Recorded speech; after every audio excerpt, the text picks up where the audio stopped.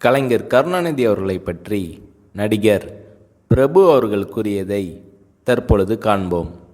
எனக்கு திருப்புமுனை தந்த படங்களில் ஒன்று கலைஞரின் பாலைவன ரோஜாக்கள். அதன் பிறகு காவலுக்கு கெட்டிக்காரன் படத்தில் ஆண்டனி கிளியோபட்ரா வசனம் எழுதி அதை பெரியப்பா கலைஞர் அவர்களை படித்து ஆடியோவாக கொடுத்தார்.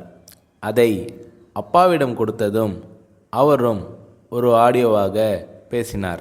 பேரழகி கிளியோபட்ரா என் உள்ளத்தில் கொலு வீற்றிருக்கும்போது போர் முனையில் எதிரிகளை பந்தாடுவதற்கு வீரம் தானாகவே வரும் என்று பெரியப்பாவும் அப்பாவும் பேசிய ஆடியோ என்பது இதுதான் தமிழ் என்பதை காட்டியது.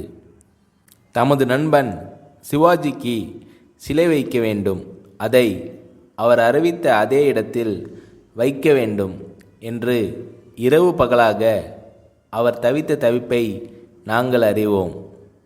அந்த சிலையை இப்போது வேறு இடத்தில் வச்சிட்டாங்க. ஆனாலும் அது பெரியப்பா வைத்த சிலைதான் என்பதை மறக்க மாட்டோம். அதற்கு நன்றி சொல்ல என்றும் கடமைப்பட்டுள்ளேன் என்று கலைஞர் கருணாநிதி அவர்களை பற்றி நடிகர் பிரபு அவர்கள் கூறுகிறார்.